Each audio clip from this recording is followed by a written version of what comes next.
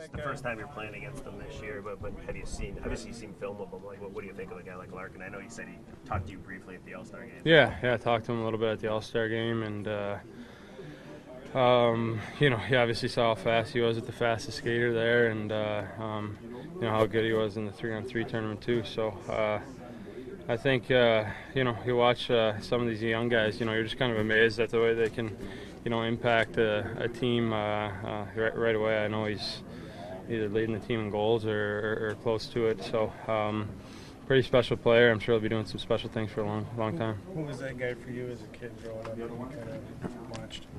I had a lot of different players that I watched. You mentioned the Chicago-Detroit rivalry. I was a huge fan of Datsuk growing up, just the way he could handle the puck, and some of the things he did on the ice and would even try on the ice is just something like you never seen before. So I call him the Magic Man for a reason, and he's still to this day one of my favorite players to watch. Do you feel like this rivalry was kind of robbed and stopped short just as it started to really kind of get reheated in this new age of hockey?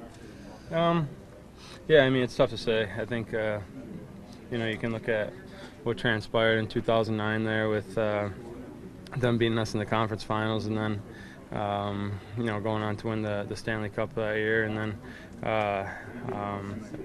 I think that was actually the year Pittsburgh won, but still they beat us in the conference finals, and then we got a chance at them a few years later in 2013. It looks like we were gonna be beat there, being down 3-1, and we were able to come back and win that series. So you take what you can from those two series, but for us as a group, that was a big moment for us to kind of get over the hump and beat Detroit. We had regular season success against them, but never in the playoffs, obviously, and it was fun to beat them and realize that we could beat the best. You only obviously play them once in your building, and that comes up on Sunday, but can you sense the difference when Detroit's in town?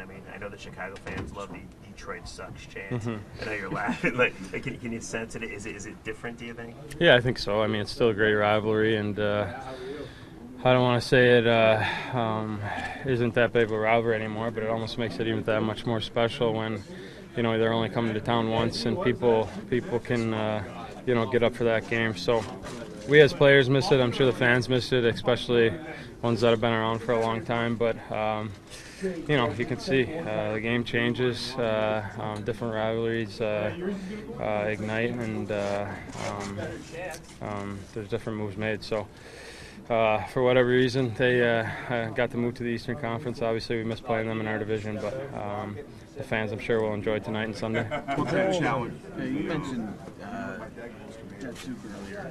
Do we see a little bit of Datsuk's game in your game because you watched him closely when you were younger? Yeah, a little bit. He's a lot better defensively than I am, but he's a master at the takeaway, and then he's so strong on his stick, and what he can do with the puck is amazing too. So I think as a player, you always try to kind of create your own identity, but you take certain things from different players and try to incorporate it into your own game.